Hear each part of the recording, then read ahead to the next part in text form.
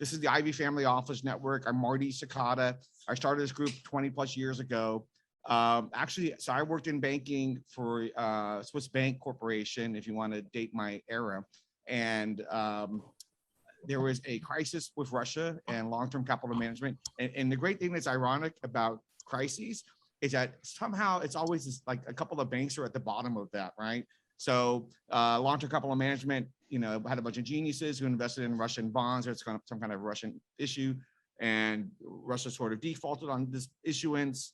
Long-term capital management had leveraged up 30x on their investment, and so they had problems. It sank Bankers Trust, which is a great derivatives shop full of Wharton grads, and it sank UBS. So Bankers Trust got bought up by Deutsche Bank, and UBS was taken over by the Swiss government, which forced Swiss Bank to take over UBS.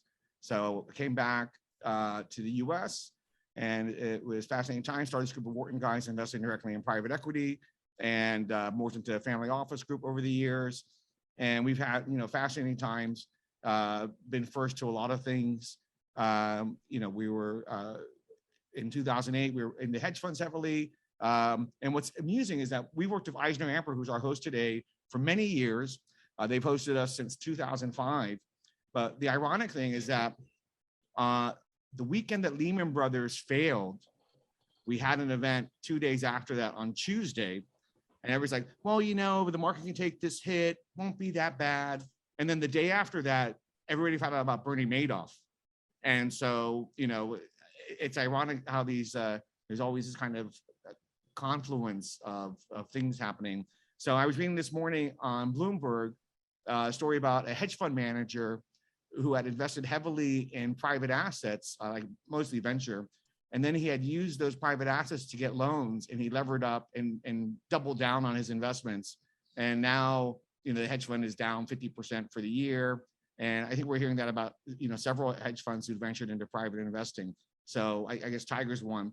And for people who know the hedge fund business and hedge fund space, that means you're blown up. You're not coming back from that, because you have typically a high watermark. And if you don't come back from your high watermark, you don't collect any fees on that. So you're not getting any fees to pay your analysts and your managing directors, et cetera, to pay their bonuses. And so nobody's going to work for you. So high drawdowns, high watermarks are terrible for any hedge fund. And we're seeing, again, a confluence of that happening today. And what's ironic is that it's the same banks who lent to these hedge funds on their private assets. So it's all playing out again. So I just look at things from a private alternative investment point of view. I understand the general economics of the marketplace, and that we've got this high inflationary period based on some, Fed printing that's been going on for a long time. Because the whole objective of the Fed is actually to have inflation, right? You're going to have, programmed inflation of 2% annually or something like that. But we've got some great experts here to talk about that. So before we move on to that, I want to talk about a couple other topics. So number one, I'm really happy San Francisco's back open. It looks great today. It's really a great day here in San Francisco. Another thing I want to talk about is that, we have this tech platform. It's very interesting for IR purposes. It's kind of like Crunchbase, but it's maybe some more powerful. It just does some things with big data for finding investors. So if you have an interest in that, please contact me. We've got a very great IR product that we've been using for a couple of years that we've kind of created. It's really fantastic for finding direct meetings with investors. So you might want to contact me about that. Our calendar is that after today, we'll be in New York in 3 weeks on the 28th and 29th. And then we're going to be back in New York after that in the beginning of September, just after Labor Day. Then we'll be back in San Francisco on the 20th and 29th of September, which is after the Jewish holidays. Then our plan is to be in Dallas, October 12th and 13th. We're big fans of Dallas. We love the city, fantastic growth. And it's when you compare what Dallas was in 2007, 2008, when we first started going there, to today, where it's just the city has doubled in size, and they've really managed their growth, appropriately, unlike some cities like Austin, which really have had a hard time keeping up with their growth, which may be because they have phenomenal growth.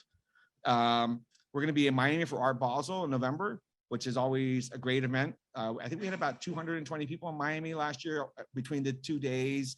We had 2 dinner parties. It was a lot of fun. And then we had about 250 people online at the same time. So Art Basel is always great. And then we'll be back in San Francisco for JP Morgan Healthcare Week, like we were last year, although I guess this last JP Morgan Healthcare Week got hit heavily by COVID.